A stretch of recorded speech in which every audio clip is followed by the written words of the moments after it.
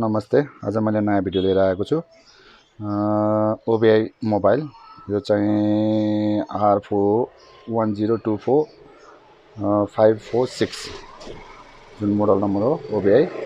Video चाहिँ नयाँ हो तर यसमा चाहिँ पुरानो मोडलको मोबाइल हो।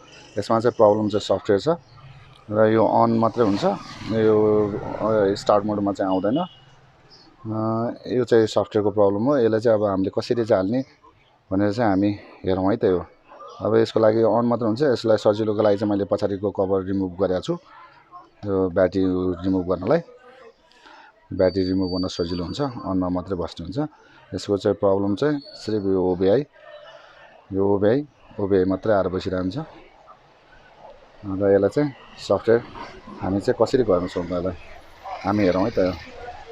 यसको लागि चाहिँ हामी अब स्क्रिन मोडमा जाउँ, एकचोटि ल्यापटपको स्क्रिन मोडमा जाउँ, त्यताबाट हामी हेरौँ है त। अब हामीले सफ्टवेयरको लागि चाहिँ पहिला सुरु हामीलाई चाहिने यो चाहिँ कोलकमको हो। यसको लागि चाहिँ हामीलाई चाहिने चाहिँ टुलहरू चाहिँ QPST 2.7.453 चाहिँ यो हामीले इन्स्टल गर्नुपर्ने हुन्छ। यो चाहिँ हामीले एक्स्ट्रा गरेर यसलाई चाहिँ इन्स्टल गर्नुपर्ने हुन्छ। मैले अलरेडी नै कम्प्युटरमा चाहिँ मैले इन्स्टल गरिसकेको छु र यसको सफ्टवेयरमा तल मेरो च्यानलको मुनिको डिस्क्रिप्सनमा पनि म यसको लिङ्कमा हालिदिन्छु र साथमा यसलाई हामीलाई कोलकम ड्राइभर पनि चाहिन्छ। यसलाई कोलकमको ड्राइभर पहिला इन्स्टल गर्नुपर्ने हुन्छ। यो कोलकमको ड्राइभर पनि म तल लिङ्कमा चाहिँ राखिदिनेछु र यसको सफ्टवेयरको साइट पनि म तल उसमा चाहिँ डिस्क्रिप्सनमा चाहिँ राखिदिनेछु, सजिलो हुन्छ त्यस कारणले चाहिँ। अब हामीले पहिला सुरु यसको लागि चाहिँ हामीले गुगलमा सर्च गरेर डाउनलोड गर्न सकिन्छ र सजिलोको लागि मैले यसको साइट पनि तल मुनि राखिदिन्छु र पहिला सुरु हामीले जानु पर्यो, यसलाई चाहिँ खोल्नु पर्यो स्क्रिनमा चाहिँ। यसको टुलको लागि चाहिँ स्टार्ट उसमा मेनुमा गएर कहाँनिर इन्स्टल छ पहिला एकचोटि हेर्नु होला र मेरो चाहिँ इन्स्टल कता छ भन्दाखेरि यो भयो QPST, यसमा क्लिक गर्नु होला र अनि यो QFIL भन्ने टुल चाहिँ ओपन गर्नु होला। यो ओपन गरिसकेपछि हामीले चाहिँ यो जुन सफ्टवेयर टुल चाहिँ QFIL चाहिँ ओपन गऱ्यौँ। गरिसकेपछि चाहिँ अब हामीले पहिला सिलेक्टेड पोर्ट छ, पहिला सुरु हामीले चाहिँ पहिला यसलाई चाहिँ यसमा चाहिँ सफ्टवेयर चाहिँ लोड गरौँ। पहिला सुरु यसलाई चाहिँ हामीले जाउँ फ्ल्याट यो उसमा जाउँ। गइसकेपछि मेरो सफ्टवेयर चाहिँ डेस्कटपमा राखेको छु मैले। पहिला सुरु यसलाई ओपन ब्राउज गरौँ, ओबीआईमा जाउँ।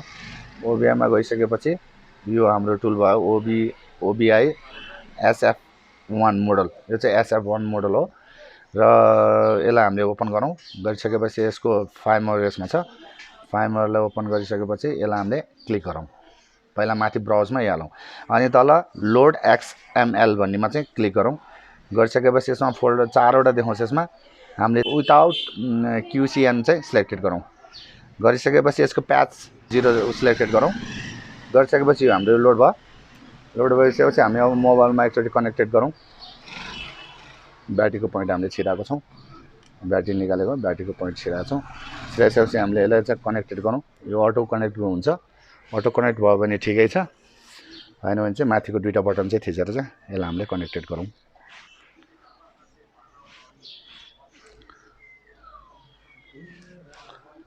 ओबीआई आयो।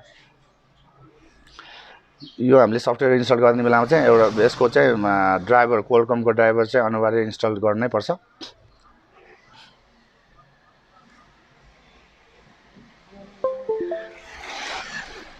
चार्जिङ सो गर्यो, यसमा डिभाइस लियो, सिलेक्टेड पोर्ट भनेको छ।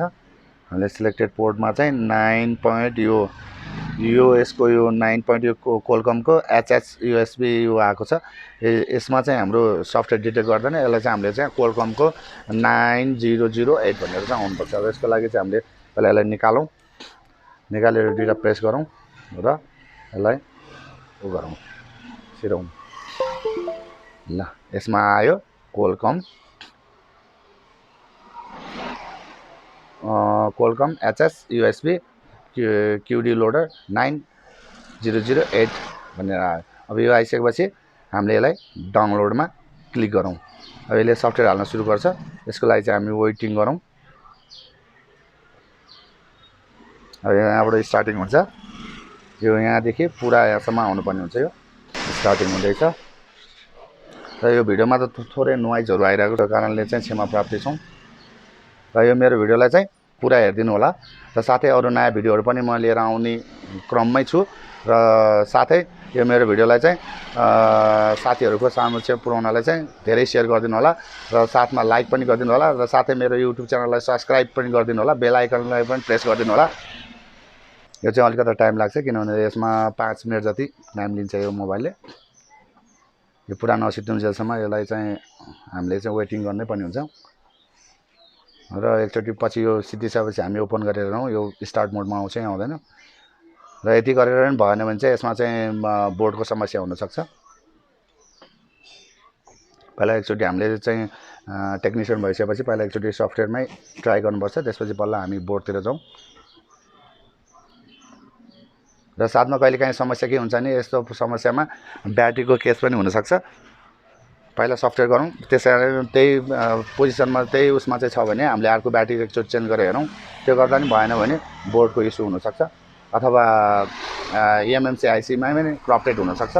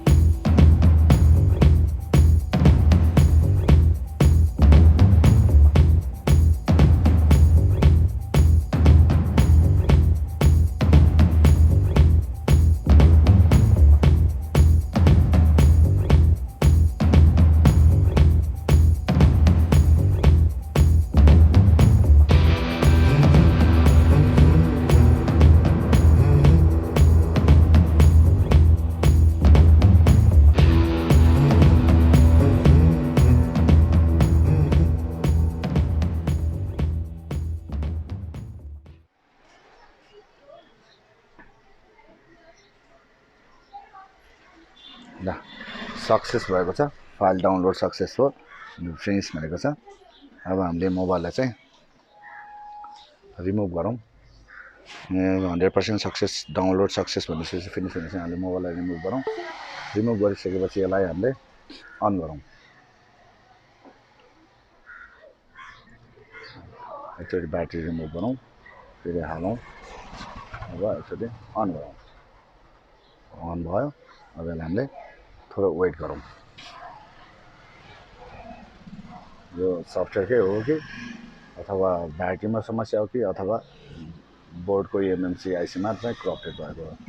यो के छ पहिला सुरु हामीले सफ्टवेयर नै यसलाई हामीले हेर्नुपर्छ। सफ्टवेयर हेरौँ। अब यो सफ्टवेयर त यसमा हामीले सफ्टवेयर गरिसकेका छौँ। अब यो अन हुन्छ कि हुँदैन। सफ्टवेयर हालेपछि थोरै टाइम त लिन्छ अन हुनलाई।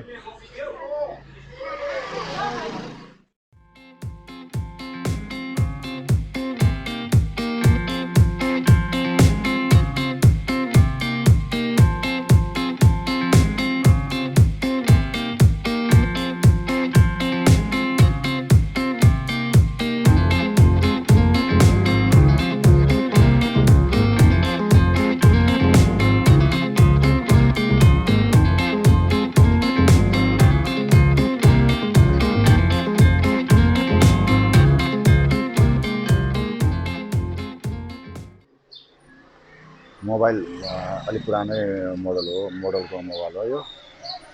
र यो सफ्टवेयर चाहिँ कसरी चाहिँ हामीले चाहिँ यसमा चाहिँ लोड गर्ने भन्ने कुरा चाहिँ मैले थोरै जानकारीको दिनको लागि चाहिँ मैले यो भिडियो बनाएको हुँ। र यो भिडियो तपाईँलाई राम्रो लागेमा प्लिज साथीहरूलाई चाहिँ सेयर गरिदिनु होला। हेर्नुहोस् खोल्यो, यो भनेपछि सफ्टवेयरकै समस्या रहेछ।